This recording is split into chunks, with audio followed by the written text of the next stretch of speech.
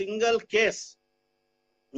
case to prove that his allegation. So he was. अच्छा शिवयोगी जी, एक बात बताइए, वो तो नहीं बता पाए, पर एक वो भाजपा के विधायक के बेटे के पास से 8 करोड़ रुपए मिले थे, उसके संदर्भ में कुछ पता चला कि नहीं पता चला कि वो कौन सी मेहनत की कमाई से इतना पैसा इकट्ठा हुआ था? Not that. I am not coming to that point. I will come to that. I will also tell that about that. But I also investigation तो चालू है, जारी है. वो तो अगर बीजेपी का हो, कांग्रेस का हो, जो कोई भी हो, अगर ब्लैक शीप हो गया, वो अगर गलत किया है तो कानून उसका काम करेगा. इसीलिए लोकायुक्त को जो पुनर्जीवन किया, री एस्टेब्लिश किया, तो भाजपा का सरकार ने किया. ये कांग्रेस वाले तो वो निकाल दिए थे, क्योंकि सिद्धरामैया जी का इतना घोटाले थे. अगर लोकायुक्त उस दिन होता तो कभी का अंदर हो जाते थे. तो इसीलिए वो उसको निकाल के वो टूथलेस. कुल मिला के 40% की बात को खारिज करते हैं शिवयोगी जी, और साथ साथ ये भी बता रहे हैं कि बजरंग दल को पीएफआई जैसे संगठन के साथ जोड़कर कांग्रेस देख रही है, बहुत बड़ी गलती कर रही है, कीमत चुकाएगी कांग्रेस. सुरेंद्र राजपूत जी की बात शायद पूरी नहीं हो पाई थी. सुरेंद्र जी का अधिकार बनता है कि वो अपनी बात पूरी करें. जी सुरेंद्र जी, फिर मैं जाना चाहूंगा बसवराज जी के पास. तीन चीजें बड़ी स्पष्ट है. पहली चीज तो आपने जो पूछा डॉक्टर साहब की काहे का आत्मसम्मान, तो इस देश के प्रत्येक नागरिक को आत्मसम्मान से जीने का अधिकार है. अगर आत्मसम्मान से जीने का अधिकार नहीं देना होता तो हमने मनरेगा जैसी योजना नहीं दी होती, राइट टू इंफॉर्मेशन नहीं दिया होता, राइट टू एजुकेशन नहीं दी होती, राइट टू फूड नहीं दिया होता. दो बातें. रही बात, जब तक बेरोजगारी और आपको काम करने के अवसर पूरे सब लोगों को प्राप्त नहीं होंगे जैसे आपको प्राप्त हो रहे हैं, तब तक ये केंद्र सरकार की और राज्य सरकार की यानी स्टेट की जिम्मेवारी है कि हर नागरिक का खाना सुरक्षित करे, हर नागरिक का काम सुरक्षित करे.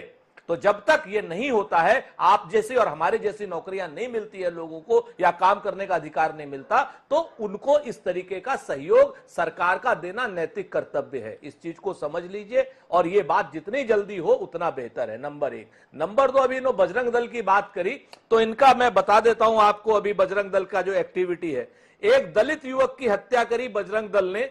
उस दलित युवक का नाम है दिनेश, और कृष्णा नाम के किसी आदमी ने हत्या करी है. और भारतीय जनता पार्टी का वो बजरंग दल का वो जिले का कार्यकर्ता है और अपनी हेट स्पीच के लिए जाना जाता है. और मुंबई सरकार पिछले फरवरी से उस व्यक्ति को अभी तक बचा रही है. तो राजपूत जी, बहुत विनम्रता से मैं जानना चाहूंगा कि एक व्यक्ति विशेष अगर किसी अपराध में संलिप्त मान लिया गया या पाया गया, तो पूरे के पूरे संगठन को प्रतिबंधित कर दिया जाएगा. वो युवक कांग्रेस के भी कोई अध्यक्ष हुआ करते थे, एक तंदूर कांड हुआ था, पूरी कांग्रेस पे प्रतिबंध लगा देते. भाजपा के भी कई पदाधिकारी कई मामलों में अपराधों के संदर्भ में देखे जाते हैं, प्रतिबंध लगा दें भारतीय जनता पार्टी पर. आम आदमी पार्टी के तो कई नेता इस समय जेल में हैं, क्या करें, प्रतिबंधित कर दें.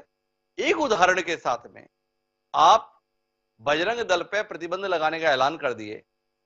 शिवयोगी जी कह रहे हैं राष्ट्रवादी संगठन और देशद्रोही संगठन दोनों को कांग्रेस साथ में खड़ा कर दे रही है. कुछ कहेंगे सुरेंद्र जी? नहीं, ऐसा नहीं. मैं आपको 1000 उदाहरण देता हूं साहब. मोनू मानेसर का उदाहरण देता हूं.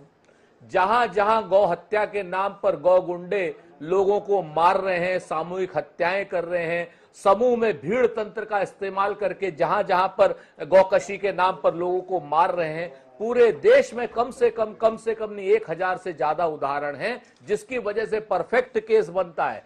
जो आदमी भी देश के विरोध में कार्रवाई करेगा, जो आदमी भी कानून के विरोध में कार्रवाई करेगा, उसको और उसके संगठन को ऐसे प्रतिबंधों का सामना करना पड़ेगा, चाहे वो पीएफआई हो, चाहे वो बजरंग दल. और चाहे वो है ना, 1000 से ज्यादा उदाहरण पड़े हैं जिसमें बजरंगियों ने ऐसे उत्पात मचाए हैं, इसलिए उस पर कार्रवाई की आवश्यकता है.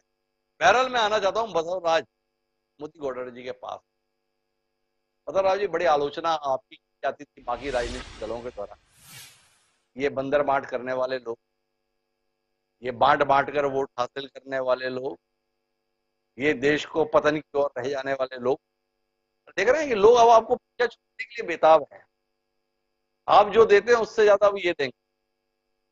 कैसा लग रहा है आपको अपने मॉडल को इस तरीके से फलीभूत होता हुआ? हिमांशु जी, आम आदमी पार्टी जब बनी थी तो अरविंद जी ने कहा था कि हम राजनीति करने नहीं, हम राजनीति बदलने आए हैं. और